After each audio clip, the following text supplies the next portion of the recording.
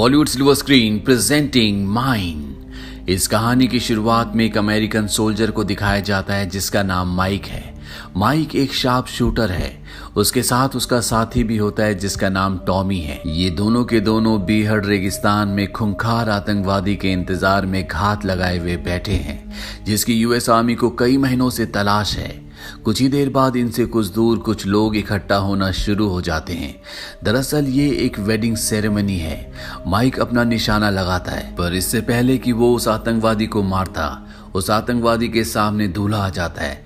इसीलिए माइक उस पर निशाना नहीं लगा सकता, जिस वजह से माइक अपनी गन निशाने से हटा लेता है।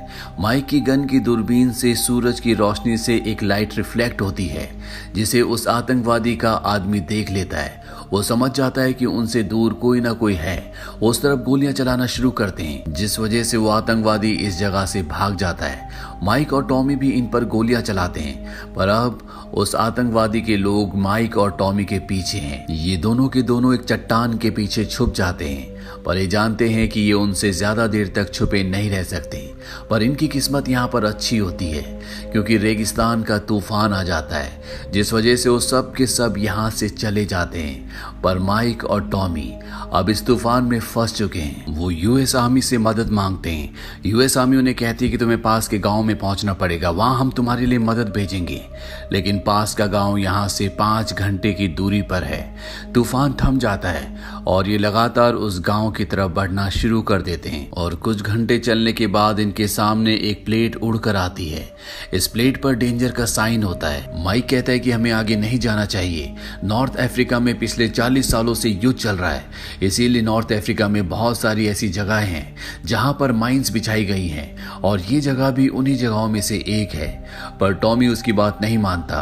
टॉमी कहता है कि यहाँ से गांव बहुत ज्यादा दूर नहीं है। हमारे पास 2 ऑप्शन है, या तो हम प्यास से मर जाएं या गांव पहुंचकर अपनी जान बचा ले। हालांकि माइक आगे नहीं बढ़ना चाहता, पर उसके पास भी कोई ऑप्शन नहीं होता। टॉमी माइक से आगे चलना शुरू कर देता है, उसे ये जताने के लिए कि यहाँ पर कोई भी माइंस नहीं है। पर तभी उसका पैर एक माइन पर आ जाता है, जिस वजह से एक जोरदार ब्लास्ट होता है, और इस ब्लास्ट में टॉमी अपने दोनों पैर खो देता है।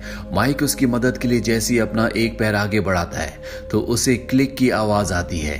वो समझ जाता है कि उसका पैर भी माइन के ऊपर आ चुका है, और अगर उसने पैर उठाया तो वो भी ब्लास्ट में उड़ जाएगा। पर वो अपने दोस्त की मदद करना चाहता है। वो टॉमी को कहता है कि रेडियो पर आर्मी से मदद मांगो, पर टॉमी को इतना दर्द होता है कि वो अपने आप को हिला भी नहीं पा रहा होता। वो सबसे पहले अपने आप को पेन किलर का इंजेक्शन लगाता है। इसके बाद वो रेडियो पर कॉल करने की कोशिश करता है, पर अभी भी उसके शरीर में बहुत पेन होता है, इसीलिए उसे कुछ भी समझ में नहीं आता और उसका संपर्क नहीं हो पाता। अब माइक के पास कोई भी रास्ता नहीं है। वो अपने दोस्त को इस तरह से मरते हुए नहीं देखना चाहता, इसीलिए वो टॉमी से कहता है कि मैं आगे बढ़ रहा हूँ। ये माइंस बहुत पुरानी है, इनमें जंग लग चुका होगा। हो सकता है कि मेरे पैर हटाने के बाद भी ये ना फटे। पर टॉमी नहीं चाहता कि उसका दोस्त आगे आए और अपनी जान दे, इसीलिए वो अपनी जेब से गन निकालता है और अपने आप को गोली मारने से पहले कहता है कि तुम्हें जिंदा रहना होगा।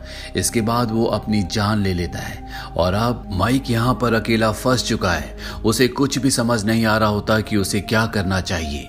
वो सबसे पहले अपने दिमाग को शांत करता है। इसके बाद वो एक कुल्हाड़ी की मदद से रेडियो का बैग अपने पास खींचता है, पर वो देखता है कि रेडियो की बैटरी पूरी तरह से खत्म हो चुकी है और रेडियो की दूसरी बैटरी टॉमी की जेब में है। पर माइक यहाँ पर रेडियो की बैटरी को सोलर एनर्जी से चार्ज कर लेता है। इसके बाद वो अपने बेस पर कॉल करता है और उन्हें पूरी सिचुएशन बताता है। वो कहता है कि मुझे मदद चाहिए, मेरा साथी मारा जा चुका है। उसका सीनियर कहता है कि इस वक्त तुम जहाँ पर हो वहां पर बहुत बड़े बड़े रेतीले तूफान चल रहे हैं, इसीलिए हम तुम तक हवाई सहायता नहीं भिजवा सकते, पर हम एक टीम तुम्हारी मदद के लिए तुम तक भेज रहे हैं।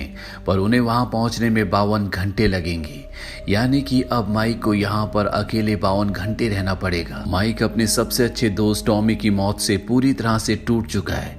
वो किसी भी तरह से यहाँ से निकलना चाहता है, पर इससे पहले कि वो कुछ सोच पाता, उसकी तरफ एक बहुत बड़ा रेतीला तूफान बढ़ रहा होता है। वो अपनी गन को जमीन के अंदर धंसा लेता है ताकि तूफान में वो हिल ना पाए, क्योंकि तूफान यहाँ पर इतने तेज होते हैं जो इंसानों को उड़ा कर ले जाते हैं। अब तूफान माइक तक पहुंच जाता है, पर उसने अपने मुंह पर कपड़ा कपड़ा लपेटा होता है, साथ ही उसने अपनी आंखें भी बंद कर रखी होती हैं, इसीलिए उसे ज्यादा नुकसान नहीं होता।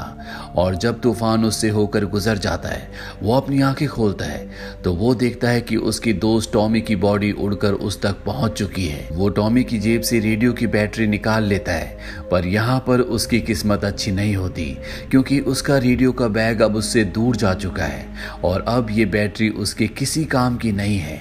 यहाँ पर उसका पानी भी खत्म हो चुका है।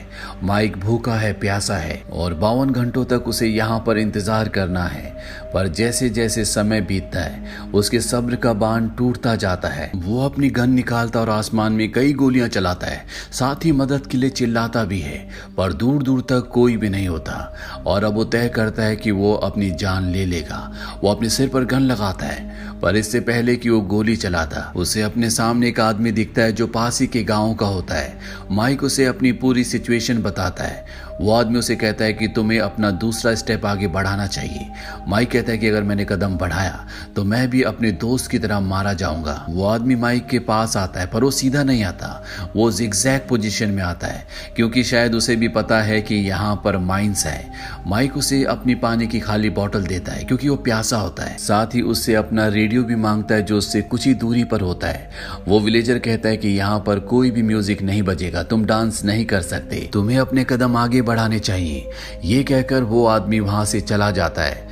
माइक उसी तरह से कई घंटों तक उसी जगह पर खड़ा रहता है और कुछ देर बाद उसे अपने से दूर एक छोटी लड़की दिखती है, जो ठीक उसी विलेजर की तरह जिगजैग तरीके से माइक तक पहुंच जाती है। वो माइक को पानी देती है, साथ ही अपने गले में लटके थैले से वो एक सोल्जर के टॉय को निकालती है। माइक के पास भी एक ऐसे टॉय होता है जो उसे इसी रेगिस्तान में मिला था। वो टॉय उस लड़की को दे देता है। इसके बाद वो उस छोटी लड़की से अपने रेडियो का बैग भी मांगता है, पर वो लड़की भी उसे बैग नहीं देती। दरअसल ये उसी विलेजर की बेटी होती है जो अभी कुछ देर पहले यहाँ पर आया था, और अब ये छोटी लड़की भी यहाँ से चली जाती है। अब अंधेरा होना शुरू हो जाता है। माइक के पास उसका जो मोबाइल होता है, वो उसमें अपनी पत्नी का एक रिकॉर्डेड मैसेज देखता है, जिसमें उसकी पत्नी कहती है कि मैं तुम्हारा इंतजार कर रही हूँ, मिशन कंप्लीट करके जल्दी वापस आना। ये सुनकर माइक इमोशनल हो जाता है। माइक ने यहाँ पर अपने लिए आग भी जलाई होती है, पर वो बहुत ज्यादा थका होता है, इसीलिए वो आधी नींद में होता है, जिस वजह से उसकी आग बुझ जाती है, उसे पता ही नहीं चलता। और कुछ ही देर बाद उसे यहाँ पर जानवरों की आवाज आनी शुरू हो जाती है। यहाँ पर रेगिस्तान के खूंखार डॉग्स हैं जो माइक को अपना शिकार बनाना चाहते हैं। वो धीरे धीरे माइक की तरफ बढ़ रहे होते हैं। माइक उन पर गोलियां भी चलाता है, पर चारों तरफ अंधेरा होता है। माइक टॉर्च की मदद से एक डॉग को देख लेता है और उसका निशाना इस बार सही जगह पर लगता है। डॉग उछलकर माइन के ऊपर गिरता है, जिससे यहाँ पर एक बहुत बड़ा ब्लास्ट होता है। यहाँ पर जितने भी डॉग्स होते हैं वो सब के सब इस जगह से भाग जाते हैं। अब सुबह होती है और एक बार फिर से वो विलेजर माइक के पास आता है। वो माइक को जिंदा देखकर हैरान होता है। वो माइक से कहता है कि तुम इस बीहड़ में पूरी रात बिना हिले जानवरों से बचे रहे, ये किसी करिश्मे से कम नहीं है। वो माइक को एक बार फिर से कहता है कि तुम्हें अपने कदम आगे बढ़ाने चाहिए, पर माइक उसकी बात नहीं मानता। माइक उस विलेजर से कहता है कि तुम्हें पता है कि माइंस कहाँ पर है, इसीलिए तुम जिगजैग तरीके से यहाँ पर आते हो। विलेजर उसे कहता है कि मुझे नहीं पता कि माइंस कहाँ पर है, पर अगर मैं सीधा सीधा चलते हुए आया तो कभी ना कभी मेरा पैर माइन के ऊपर आ ही जाएगा, इसीलिए मैं जिगजैग तरीके से यहाँ पर आता हूँ। माइक उससे अपना रेडियो मांगता है। वो विलेजर उसे उसका रेडियो देकर वहां से निकल जाता है। माइक को अब भ्रम होना शुरू हो जाते हैं। उसे अपना दोस्त टॉमी दिखता है, जो माइन के फटने से अब इस दुनिया में नहीं रहा। टॉमी उसे कहता है कि तुम अभी तक यहीं पर खड़े हो, तुम्हें घर वापस जाना चाहिए, तुम्हारी पत्नी तुम्हारा इंतजार कर रही है। माइक को यहाँ पर अपने अतीत की वो सारी गलतियां याद आती है जो उसने की थी। उसने अपनी पत्नी के साथ अच्छे से बिहेव नहीं किया। जब उसकी पत्नी को उसकी सबसे ज्यादा जरूरत थी, तब वो उसे छोड़कर अपने मिशन पर चलाया। अब एक बार फिर से रात हो चुकी है और चारों तरफ वही खूंखार डॉग्स हैं जो एक रात पहले माइक को मारना चाहते थे। वो माइक के ऊपर हमला कर देते हैं। माइक पूरी रात उन डॉग्स से लड़ता है। वो कई डॉग्स को मार देता है। सुबह होने के साथ माइक अपनी घड़ी देखता है।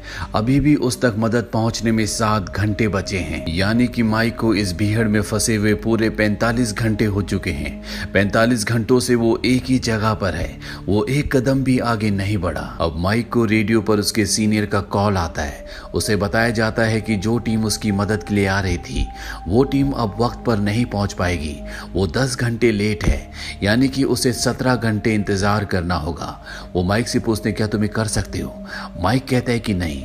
उसका सीनियर कहता है कि कोई तुमसे बात करना चाहता है, और दूसरी तरफ से जेनी की, उसकी पत्नी की आवाज आती है।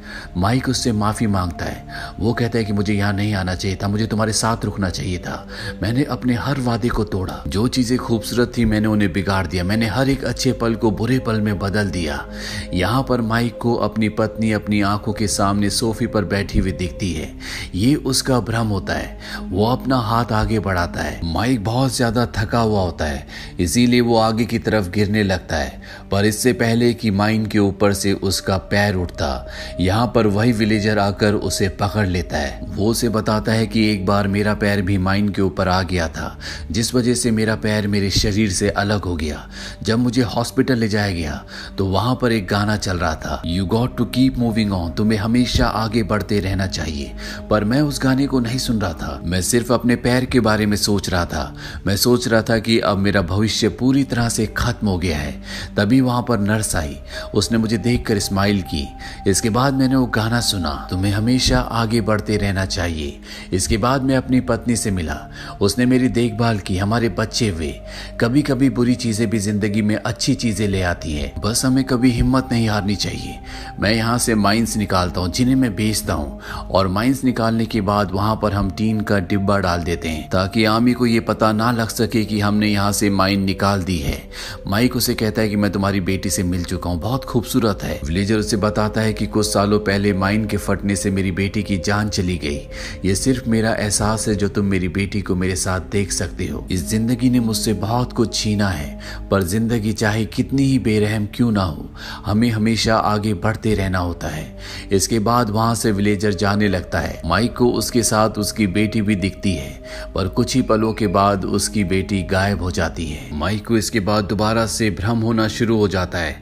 उसे अपने बचपन की याद आती है जब उसके डैड उसकी मॉम को और उसे मारा करते थे। साथ ही उसे वो पल भी याद आता है जब उसकी मॉम हॉस्पिटल में अपनी जिंदगी की आखिरी सांसें ले रही थी। उसकी मॉम ने भी उसे कहा था कि तुम्हें जिंदगी में लगातार आगे बढ़ना होगा। पर माइक का भ्रम बहुत जल्दी टूट जाता है क्योंकि उसे एक गोली लगती है। दरअसल जिन लोगों को वो मारने के लिए यहाँ पर आया था वो लोग उसे ढूंढ लेते हैं और उस पर लगातार गोलियां चलाते हैं। माइक बहुत बहादुरी से और समझदारी से उनका सामना करता है और एक एक करके वो कई लोगों को मार देता है। अब उसके सामने उसका आखिरी निशाना होता है, पर जब वो उस पर गोली चलाता है तो उसकी गोलियां खत्म हो जाती हैं। ये दरअसल माइक का भ्रम होता है। उसके सामने उसके डैड होते हैं जो उसे गले से लगा लेते हैं। माइक को एहसास होता है कि जिन लोगों से वो जिंदगी भर नफरत करता रहा, दरअसल वो लोग उससे प्यार करते थे। अब माइक को बचाने के लिए उसकी आर्मी वाले लगभग उस तक पहुंच जाते हैं, पर रेगिस्तान में उसे देखना इतना आसान नहीं होगा क्योंकि रेगिस्तान में जब गाड़ियां चलती है तो बहुत ज्यादा धूल उड़ती है। माइक के पास अपनी लोकेशन बताने का सिर्फ एक ही तरीका है और वो है फ्लेयर गन जो उससे कुछ दूरी पर होती है, जिसे उठाने के लिए उसे अपने कदम आगे बढ़ाने होंगे, नहीं तो वो यहीं पर भूख और प्यास से मर जाएगा। उसे विलेजर की बात याद आती है कि हमेशा हमें आगे बढ़ते रहना चाहिए। माइक पूरी हिम्मत करता है और वो एक कदम आगे बढ़ जाता है, पर कदम आगे बढ़ाने के बाद यहाँ पर कोई भी ब्लास्ट नहीं होता। माइक ये देखकर पूरी तरह से हैरान होता है और जब वो उस जगह को खोदता है तो वहां पर टीन का एक डिब्बा होता है। जैसा कि विलेजर ने कहा था कि वो यहाँ से माइन निकाल कर वहां पर टीन का डिब्बा डाल देते हैं, और माइक जब उस टीन के डिब्बे को खोलता है तो उसके अंदर एक सोल्जर का टॉय होता है। माइक उसी जगह पर लेट जाता है। वो पिछले 62 घंटों से इसी जगह पर खड़ा था। माइक की जिंदगी के इस इंसिडेंट ने उसकी पूरी जिंदगी बदल दी। कुछ दिनों बाद वो वापस अपने देश जाता है जहां एयरपोर्ट में उसकी पत्नी उसे लेने के लिए आई होती है। माइक उसके सामने अपने घुटनों पर बैठ जाता है, क्योंकि उसे अब जिंदगी की इंपॉर्टेंस का पता है। उसे पता है कि जिंदगी में खुश रहना चाहिए, हालात कैसे भी हों, इंसान को हमेशा आगे बढ़ते रहना चाहिए। कभी कभी जिंदगी में बुरी चीजें भी अच्छी चीजें ले आती हैं, जिस तरह से माइक और उस विलेजर की जिंदगी में लेकर आई। बस इन दोनों में एक ही चीज कॉमन थी, ये दोनों जिंदगी में आगे बढ़े। तो ये थी पूरी कहानी फिल्म माइन की। ये फिल्म सन 2016 में रिलीज हुई थी। IMDb पर इसकी रेटिंग है 5.9। उम्मीद करते हैं कि ये कहानी आपको पसंद आई होगी।